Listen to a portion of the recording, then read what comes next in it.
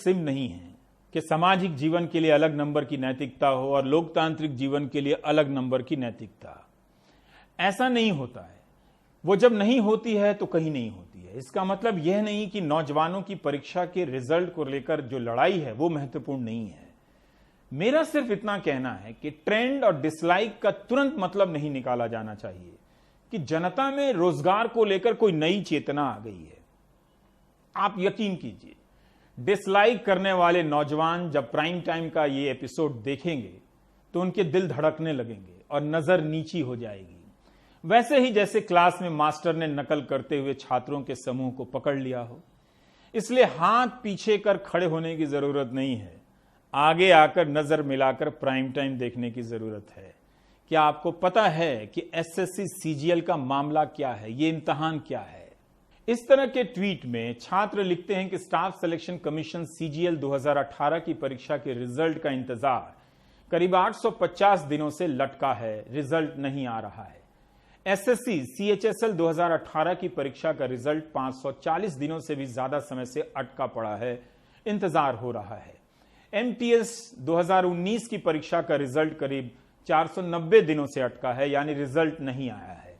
छात्र लिखते हैं कि यह सिर्फ नंबर नहीं है, बल्कि इतने दिन उनके बर्बाद हुए हैं। रिजल्ट आता तो नौकरी करते, सैलरी लेते, घर चलाते। 8 महीने से ज्यादा हो चुके हैं, टीयर 3 का अभी तक रिजल्ट नहीं आया है फाइनल। ठीक है, 850 से ज्यादा दिन हो चुके हैं 2018 एग्जाम को। टीयर 3 का भी रिजल्ट अवेटिंग है, उसके बाद टीयर 4 होगा। टीयर 4 के बाद भी काफी ज्यादा प्रोसेस होता है, फिर फाइनल रिजल्ट आएगा, उसके बाद ज्वाइनिंग में भी बहुत ज्यादा टाइम लगता है। मेरी सिस्टर ने एसएससी सीजीएल 2018 दिया था, उसमें बहुत अच्छे मार्क्स है और उसका आराम से सिलेक्शन हो सकता है। उसने उसके लिए बहुत मेहनत करी थी। पहली बात तो उसका पेपर का नोटिफिकेशन 2018 में आया और उसका एग्जाम 1 साल बाद 2019 में लिया गया। 2019 में लेने के बावजूद भी कि सरकार को और इस संस्थान को शर्म आ जाए कि हम जल्दी से प्रोसेस कंप्लीट करें, इनने वो भी नहीं करा।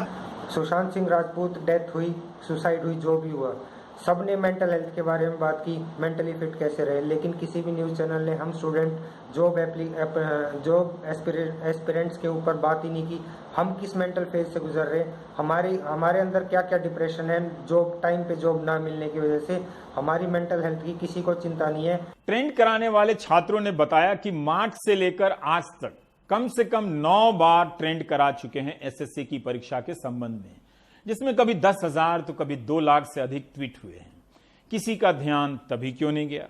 यानी प्रधानमंत्री के राजनीतिक विरोधियों की नजर तभी गई जब उनके वीडियो को डिसलाइक मिली। लाइक कितनी मिलती थी ये तो पता कर लें मन की बात के यूट्यूब वीडियो को। क्या इसके बाद रिजल्ट निकलने लगेंगे, नौजवानों की ज्वाइनिंग होने लगेगी? मुझे नहीं लगता कि ऐसा होगा। हो जाएगा तो मुझे बहुत खुशी होगी। 492 दिनों से रिजल्ट नहीं आ रहा है, 846 दिनों से रिजल्ट नहीं आ रहा है। यही नहीं, यूपी में 69,000 भर्ती पूरी करो, 4,000 उर्दू भर्ती पूरी करो। इस तरह के आए दिन ट्रेंड होते रहते हैं, राजस्थान से भी, मध्य प्रदेश से भी। चुनाव के पहले ऐसी ही लटकी भटकी परीक्षाओं को लेकर प्राइम टाइम के कई एपिसोड हमने किए थे, हफ्तों नहीं महीनों। तब लोकसभा का चुनाव आने वाला था, कई भर्तियों के नतीजे आए भी दबाव में और लोगों को ज्वाइनिंग लेटर मिला, मगर चुनाव बीतते ही बातें खत्म हो गई। आपको एक और उदाहरण से समझाता हूं। चुनाव के कारण 2018 में रेलवे ने वैकेंसी निकाली, सहायक लोको पायलट की। ये एक छात्र का ही मैसेज है जो ट्विटर से लिया है मैंने, वही पढ़ के बता रहा हूं। पूर्वी रेलवे में 400 सहायक लोको पायलट परीक्षा पास कर ट्रेनिंग का इंतजार कर रहे हैं, कोई जवाब नहीं दिया जाता है। सोचिए, महीनों से बिना सैलरी के घर बैठे हैं ये जवान। लिखते हैं कि परीक्षा का नोटिफिकेशन जारी होता है 2018 के साल में, अगस्त 2018, जनवरी 2019, मई 2019 में परीक्षा के चरण पूरे होते हैं। जून 2019 में मेडिकल की प्रक्रिया शुरू होती है, मेडिकल जांच की। 5 महीने बाद नवंबर 2019 में पैनल बनता है सफल उम्मीदवारों का। जनवरी 2020 में इन्हें डिवीजन दिया जाता है कि आपकी नियुक्ति इस डिवीजन से होगी, जैसे भोपाल डिवीजन या गोरखपुर डिवीजन। अप्रैल से इन्हें ट्रेनिंग पर जाना था, मगर मामला स्थगित है, कोई अपडेट नहीं है। राज्य सरकार तो वैकेंसी निकालती नहीं है, केंद्र सरकार भी हम लोगों के साथ अनियमितता कर रही है कि हम लोग 2018 में ग्रुप डी की एग्जाम पास करने के बावजूद भी हम लोगों को नौकरी नहीं मिला। आज तक उसका कुछ निवारण ही नहीं निकला। सिर्फ पेपरों में दे दिया गया कि अधिकारियों को सस्पेंड कर दिए हैं, जो भ्रष्ट अधिकारी हैं उनको निकाल दिए हैं, आप लोगों को जल्द से जल्द नौकरी पे दिया जाएगा, लेकिन अभी तक कुछ पता नहीं चला। रेलवे प्राइवेटाइज हो रही है, हम लोग को आगे जॉब मिलेगा कि नहीं, या हम लोग का फॉर्म ऐसे ही बर्बाद हो जाएगा। गवर्नमेंट बस पॉलिसी पे पॉलिसी ही बनाती है, लेकिन उसको सही रूप से इम्प्लीमेंट कैसे हो इस पर कोई ध्यान ही नहीं देता है। हमारे देश में परीक्षा प्रक्रिया इतनी धीमी है कि एक परीक्षा को पूरे होने में 2 से 3 साल बीत जाते हैं।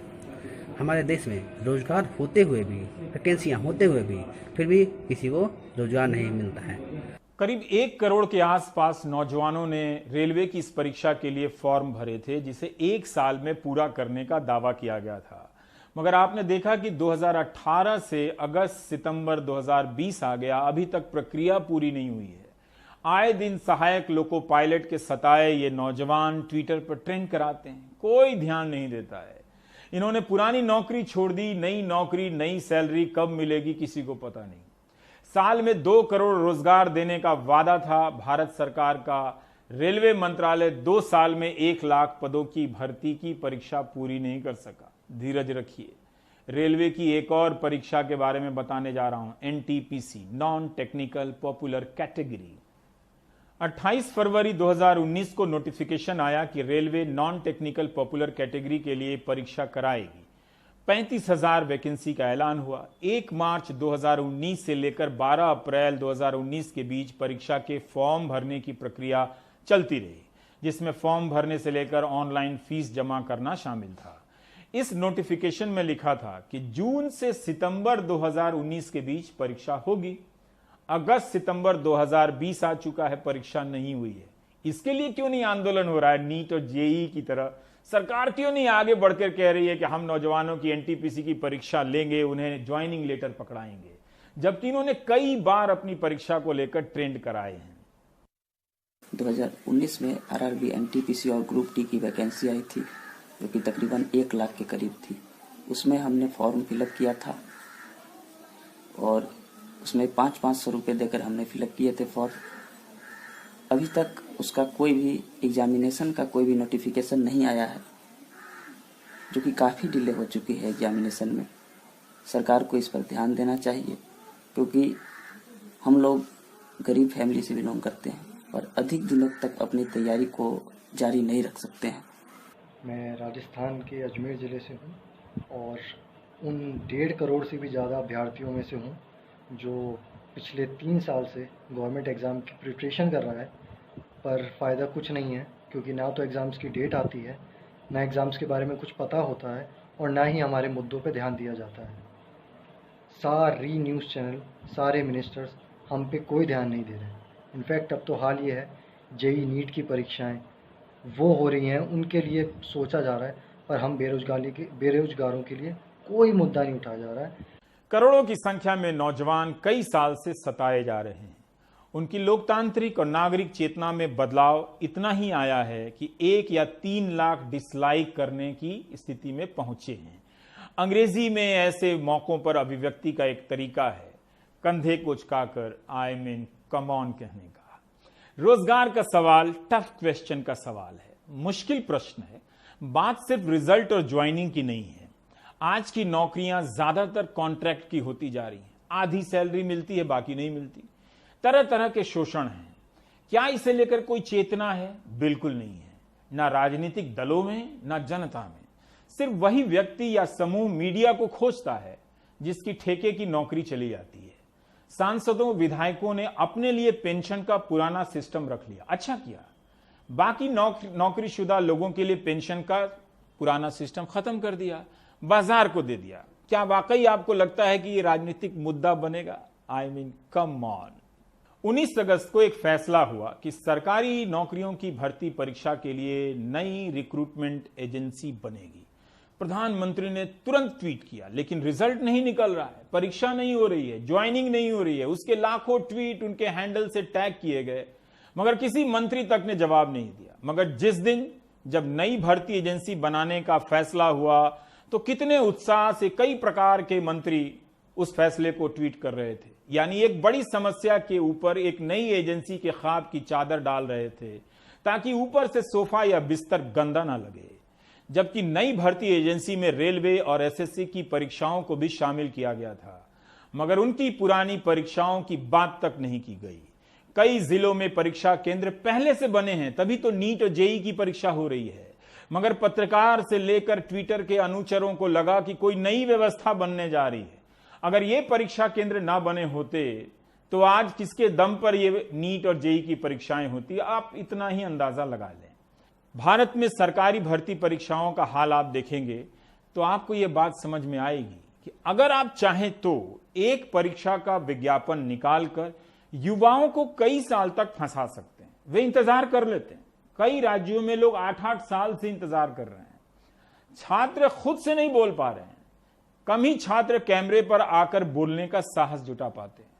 समझा जा सकता है उनके बदले गणित के एक शिक्षक ने वीडियो बयान जारी किया। आज ये भी चला कि कोचिंग में पढ़ाने वाले कई टीचर हम छात्रों के हित में बयान जारी कर रहे हैं। तो शिक्षकों से ही छात्रों की पीड़ा समझ लीजिए, इतना भी अच्छा है।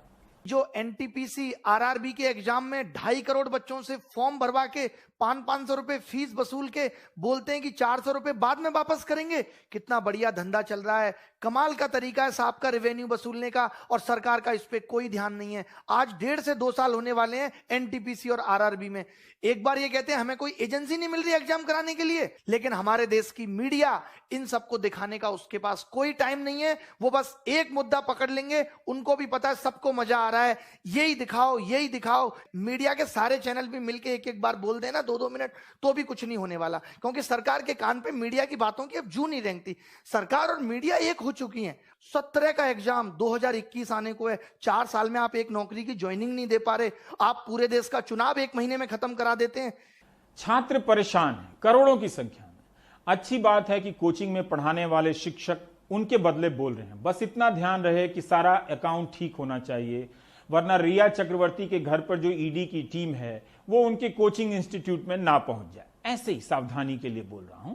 वैसे भी सारे बयान जारी करने वाले शिक्षक सावधान हैं इस बात को लेकर कि किसी राजनीतिक दल के साथ नहीं दिखना चाहिए। इस मुद्दे को लेकर कुछ राजनीतिक दलों ने प्रदर्शन किया है। कांग्रेस ने कई जगहों पर प्रदर्शन किए हैं, समाजवादी पार्टी ने भी प्रदर्शन किए हैं। मगर इन जागरूक शिक्षकों से पूछ कर देखिए, क्या वे उन प्रदर्शनों में जाना चाहेंगे? जब जनता विपक्ष से दूरी बनाने लगे तो वही होता है जो पहले कह चुका हूं।